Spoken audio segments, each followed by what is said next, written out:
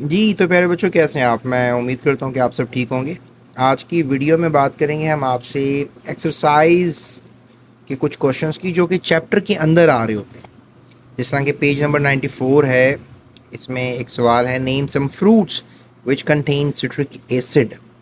तो ये है chapter number 7, acid based chemistry. तो इसमें इस सवाल के जवाब की तरफ चलते हैं कि हमने ऐसे कुछ फ्रूट्स का नाम बताना है जिसमें सिट्रिक एसिड होता है। तो डेफिनेटली फ्रूट्स सिट्रिक एसिड, खट्टा एसिड होता है। लेमन, लीमू है, ऑरेंज, संतरा है या माल्टा है। ग्रेप फ्रूट, अब ग्रेप फ्रूट का आपको नहीं पता होगा, ये भी एक ऑरेंज, अगर बड़ा सारा आपने देखा है ना, येलो कलर का, ठीक है, ये ऑरेंज कलर का बहुत बड़ा होता है, ये थोड़ा साइज में बड़ा होता है, इट्स अ बिग थिंग। तो ये है ग्रेप फ्रूट, इसमें भी सिट्रिक एसिड होता है।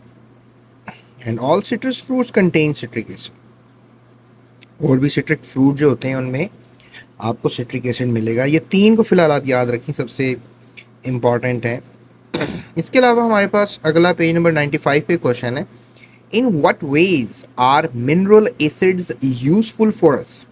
यानी कि जो मिनरल एसिड्स हैं वो हमारे लिए इम्पॉर्टेंट क्यों हैं, यूज़ कैसे करते हैं हम।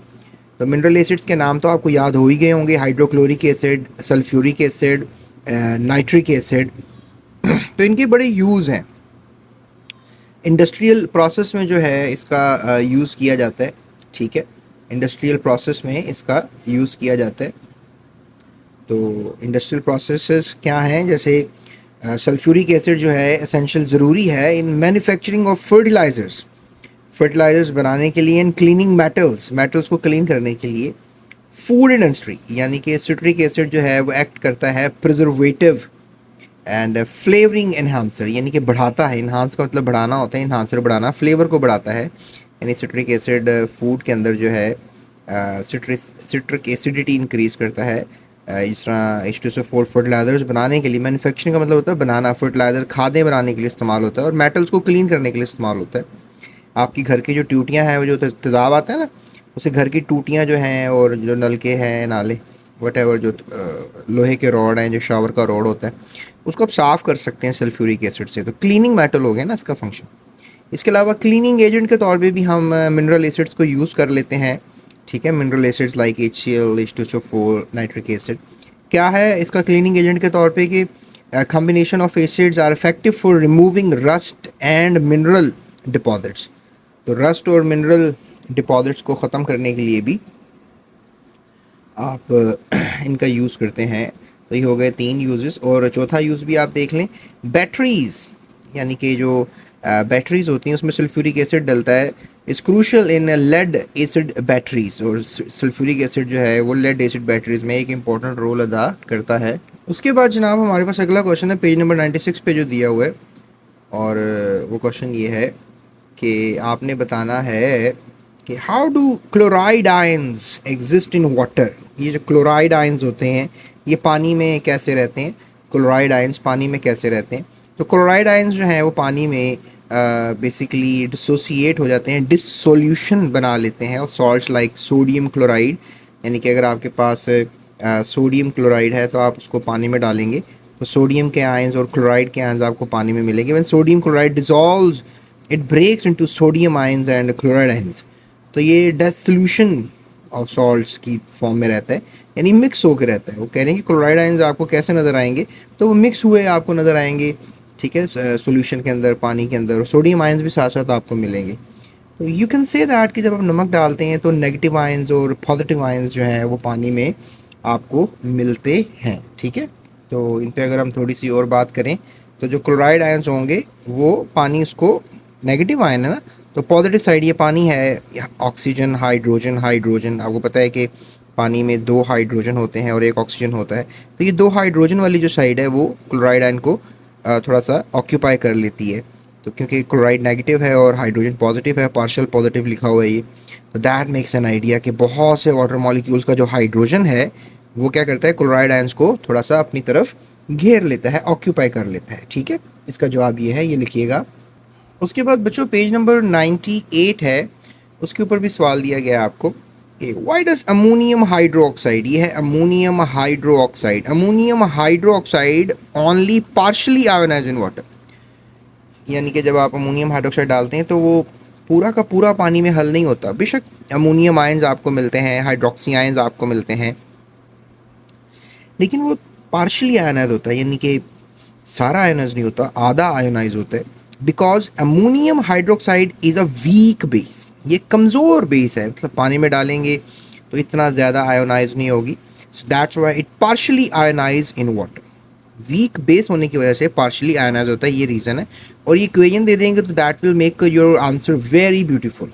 ठीक है, अमोनियम अलहदा हो गया, पॉजिटिव आयन होता है, और हाइड्रोक्सी अलहदा हो गया जो कि नेगेटिव आयन होता है। सो ये आपने याद रखना है। बच्चे पूछते हैं सर ये ए क्यू क्या होता है, तो ये एक्वस होता है, पानी में कुछ चीज़ हल हो जाए तो उसको ए क्यू एक्वस लिखते हैं।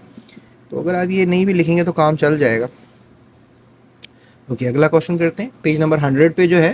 तो बच्चों जो पेज नंबर 100 पे क्वेश्चन है वो ये है कि give 2 examples of Bronsted Lowry base which are not bases but Arrhenius. ठीक है, बाय डेफिनेशन। ठीक है, give 2 examples of Bronsted Lowry. ठीक है, give 2 examples of Bronsted Lowry bases which are not bases by Arrhenius definition. तो हमने ये पढ़ा था कि जो आर्हीनियस बेसिस होती हैं वो बेसिकली ऐसी बेसिस हैं जिनमें हाइड्रोक्सी होता है, सोडियम हाइड्रोक्साइड। ठीक है, इसके अलावा पोटाशियम हाइड्रोक्साइड, ये वो बेसिस जिनमें हाइड्रोक्सी है और पानी में जाके ये डिसोसिएट हो जाती हैं और ये हाइड्रोक्सी दे देती हैं, तो हमने इनको कहा था ये आर्हीनियस बेसिस हैं। लेकिन प्यारे बच्चों, ये जो हमारे पास अमोनिया है ये एक ऐसी बेस है जो कि लॉरी ब्रॉन्स्टेड या ब्रॉन्स्टेड लॉरी के हिसाब से बेसिस हैं। चूँकि इनके पास OH नहीं है, हाइड्रोक्सी नहीं है, तो हम इनको आर्हीनियस बेसिस नहीं कह सकते। इस तरह ही बाइकार्बोनेट आयंस जो हैं, बाइकार्बोनेट आयंस, ठीक है, बाइकार्बोनेट आयंस, ये भी जो हैं आप कह लें कि आर्हीनियस बेसिस नहीं है, लॉरी ब्रॉन्स्टेड बेसिस हैं, क्योंकि ये भी जो हैं आप कह लो कि हाइड्रोक्सी तो है नहीं इनके पास। ठीक है ना, so that is the wonderful answer of all these questions, and I hope कि आपको ये क्लियर हो गया होगा। अगर आपको लेक्चर लेना चाहते हैं, कॉन्सेप्ट समझना चाहते हैं, तो आप लिखें Lowry Bronsted concept space GS academy on YouTube search bar, तो आपको मेरी वीडियो मिल जाएगी जिससे आप ये कॉन्सेप्ट समझ सकते हैं। अगर आप आर्हीनियस कॉन्सेप्ट समझना चाहते हैं तो आप लिखें Arrhenius concept space GS academy, तो आपको एक वीडियो मिलेगी जिसमें आप आर्हीनियस कॉन्सेप्ट को समझ सकते हैं। इसके अलावा अगर आप और कोई कॉन्सेप्ट को समझना चाहते हैं, तो जैसे केमिकल प्रॉपर्टीज़ ऑफ एसिड्स और केमिकल प्रॉपर्टीज़ ऑफ बेसिस, ये समझना चाहते हैं, तो आप यही लिखें यूट्यूब सर्च बार पे और स्पेस GS अकेडमी लाजमी लिखिएगा, मेरी वीडियो मिल जाएगी आपको। और मैंने बड़े वंडरफुल तरीके से आपको समझाने की कोशिश की है।